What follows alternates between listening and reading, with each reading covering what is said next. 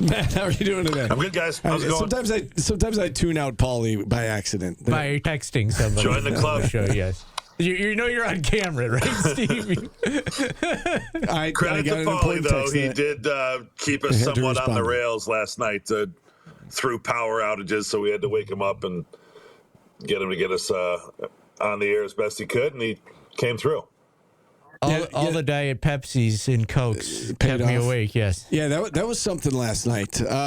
You've called a lot of games. I don't expect that that's the most memorable game you've called, but, double overtime, couple of power outages, a win that the team desperately needed. For one night anyway, it was a good night inside the Dome and what's been, otherwise a disappointing season, Matt. Yeah, I mean, the last 5 games, there were 9 lead changes combined in 5 games, right? Syracuse had a couple where they didn't have the lead for a second in back-to-back games. And so the last several weren't all that interesting. And last night had 28 lead changes. So that's what makes it cool. And, that's what you want to see. I mean, obviously, from a Syracuse perspective, you want to see them win every game. And it's relaxing when they win comfortably. But, for the entertainment aspect of it, you want to see a back and forth game, and that one took everything they had. I think you had to get contributions from virtually everyone that stepped on the floor, and I think there was a lot to like about that one. They needed it. It's been a tough go, obviously. Yeah, it has been a tough go, and they did do it, but they somehow also survived all of the mistakes that have cost them games in the past. The travel at the end, the Donnie stepping out of bounds, 17 missed free throws. Yeah. It seems like they won despite themselves. Well, I think they tightened up the turnover part of it. A lot of the turnovers were early, which isn't to say they didn't have any. I mean, they certainly had their share in the second half and in overtime, and that's what this team is. There's still a lot of that, and the free throws obviously make you bang your head against the table. They just had too many that are left out there. So that's why, again, we talk about no margin for error. That's why they have no margin for error. Those things that maybe are standard and you think are stress-free are not with this team this year. So it made for a compelling game. Obviously, if they hit more free throws or got a couple more rebounds or a couple less turnovers here or there, they could have won the game in regulation or with a little more breathing room, but that wasn't the case. Paulie and I were talking before the show about, which player on this roster would you most like to retain? And he brought up Nate Kings, assuming he's got another year of eligibility left. He would have to appeal for it, but it seems like he's got a pretty good case if he wanted to. When you look at this roster, the guys who are eligible to come back, let's say money aside and, everything else going on with the program aside, just from a strictly, I would like to have this guy back. Is Nate Kings at the top of your list, or is it William Kyle? Is it, who would you like to have back? Well, if you're going to play that game, then you wouldn't rule out Donnie Freeman.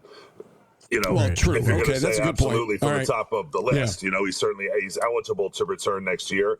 I'm not holding my breath on it, of course, and he wants to be a pro basketball player, as a lot of the guys do. So you have to figure that he, at minimum, tests the water there. Now, we've seen plenty of players on these other rosters, from Virginia Tech to Miami to Virginia, especially from an international point of view, that have tested the waters and then decided to go to college or return to college. And I think Donnie could be in that category because he's had his injury issues and things where he's, while he's looked awesome at his best, he's had times where he hasn't looked his best. And so maybe I wouldn't completely rule that out as being on the table. That being said, I think when you look at who could return? Sure, Nate Kings is up there. They're working on, my understanding is working on exploring another year of eligibility for him. Anymore now, it feels like any petition that's put in front of the NCAA has a good chance. So you'd like to think there's some optimism of getting Kings back and having him, take another step forward, or at least be next year what he was this year. Sadiq White, I think, is on a priority. Certainly, obviously, say for this coaching staff, and we all know the implications of that. But if you look at returning guys, there's a handful that they will work to come back, and then it obviously dovetails with who else you can bring in. How about William Kyle's play last night? Coach Autry just told us that it was kind of a senior moment last night, that he wasn't going to let them lose that game. It seems like that is something that's been missing from a lot of the games this year, where there's one guy that just puts the team on his back and says, we're not losing this game. I agree. I think that one of the missing aspects of this team is kind of that hard to define leadership component, whether that's vocal or otherwise. Somebody who puts their foot down and says, no, this is going to stop today, or whatever that may be, or there's a motivator or that type of stuff that's player led. Every team has coaches in all sports. It can't always be solely on the coaches to motivate and all of that, and some are better motivators than others. So William wants to win. I mean, I think he's probably the least, the motor that you're concerned about the least, right? That's the nature of his game, is to play hard and crash the boards and be above the rim. He called himself out of the game last night, but only after a really hard flurry that he finished in a dunk. And then as you get back on defense, he's calling for a sub. So that's what Adrian Autry, I think, when he first started this whole thing, visualized. He wants people going all out, the proverbial 110%. And if they got to tap out, fine. You can come get a minute on the bench and get back in there and go in waves. And it hasn't really gotten to that point, obviously, game in and game out over 3 years. But when you see it in action, you see why that was the goal. They've got 6 games left in the regular season. Next 5 are against either quad 1 or quad 2 opponents. So tough opponents coming up. But do you think that they could build from this win and be a problem for teams down the stretch and into the ACC tournament? Be a tough out. And again, the way they played last night, they played hard, right? I mean, they played hard until the end.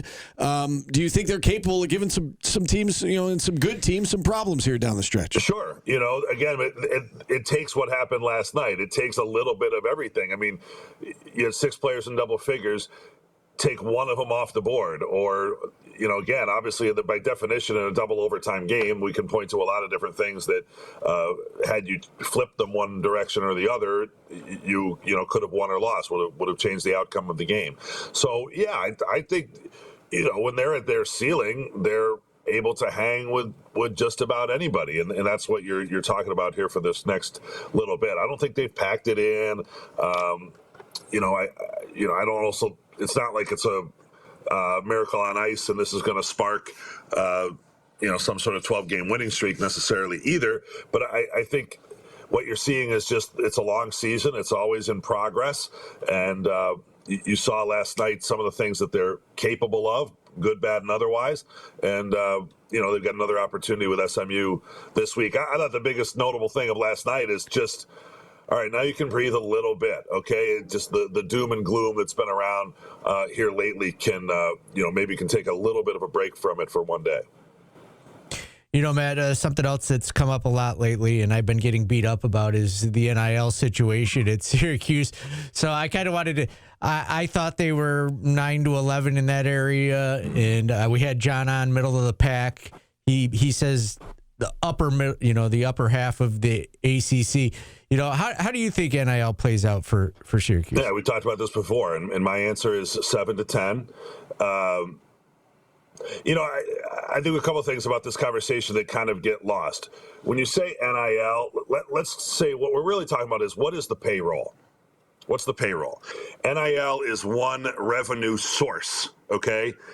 And every school at the major level is doing the max revenue share. Okay, now BC wasn't right from the jump, and some others are a little slower to get into it. But Syracuse from the start has said we're going to share the maximum, which is 20.5. That's from all the revenue sources that the school has: philanthropy, ticket sales, multimedia rights. Okay.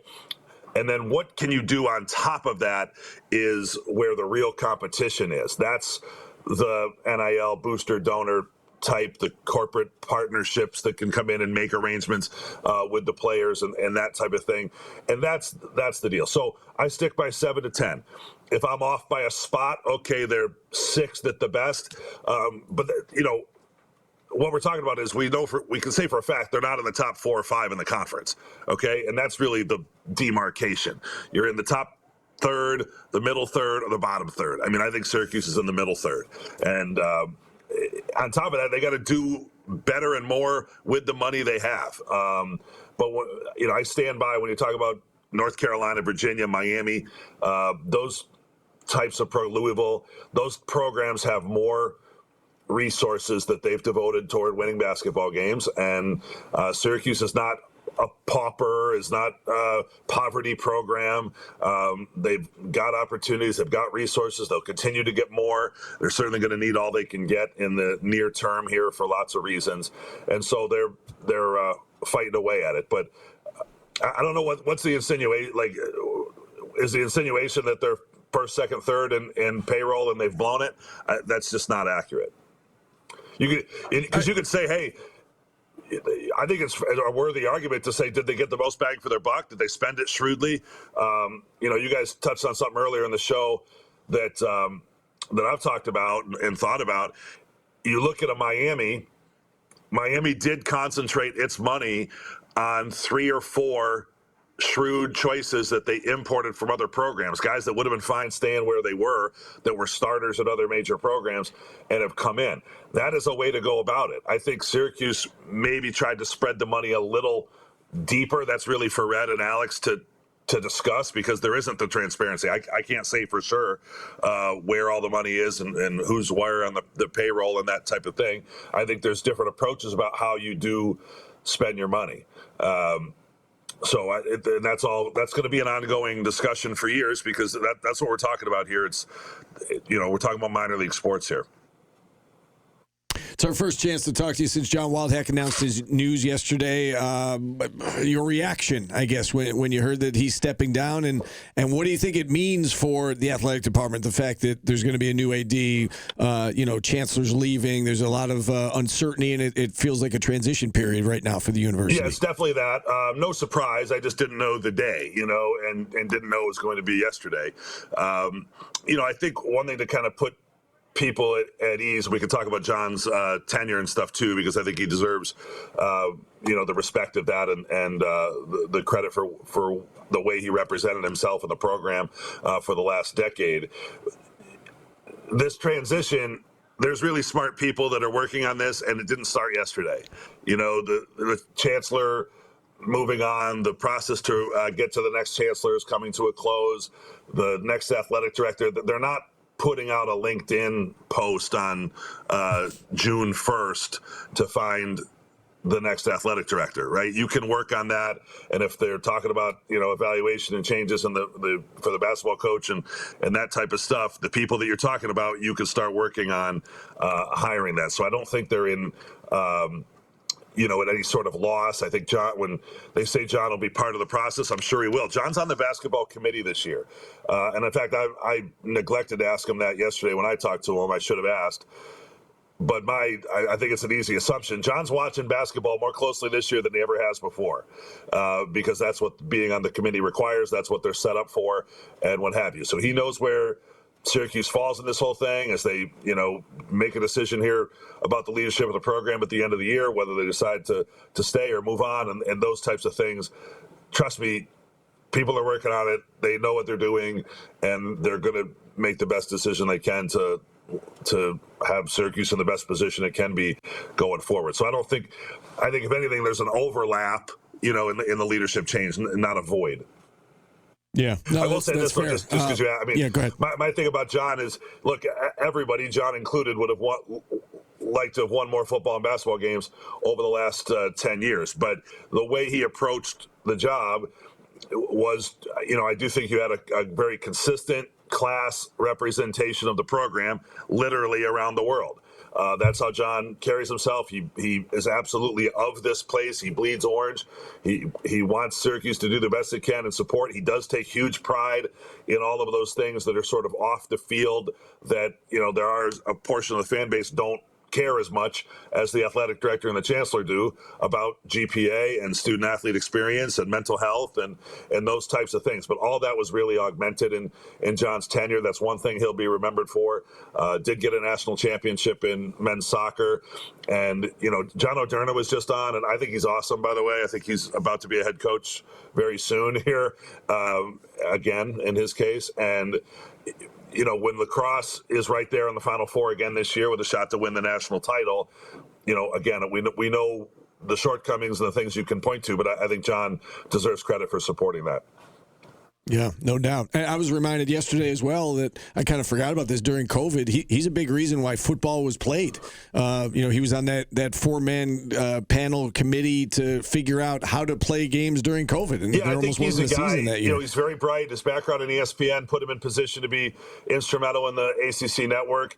And he's a guy that the other ADs and presidents around the conference turn to for input on some really important matters.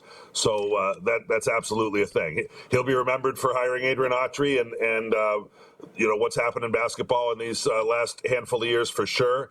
But he'll be remembered for a lot of things. And I think he'll be around. I think he's a guy that you can count on to be an ambassador for the program, even in retirement. Yeah, well said. Anything else, Paul? Nope, that's it for me. Okay. All right. Matt, great stuff as always. Thanks for the insight. We'll see you tonight, Adrian Autry show, correct? We'll be there. All right. Paulie mentioned Donnie Freeman is there for all the February shows. That's right. Yes, Donnie Freeman's going to sign a Crustable for Paul. Yes, I'm bringing an Uncrustable to get signed tonight, Matt. It's going to be the first time I ever asked a player to sign we'll have anything. to see, too, if we can get a chicken and broccoli pizza, too. Chicken, pineapple, and broccoli. With pineapple, yes, with pineapple. Oh, that sounds horrible. I'm not choosy. Matt, be well. All right, we'll take our final timeout. We'll wrap things up next on ESPN Radio.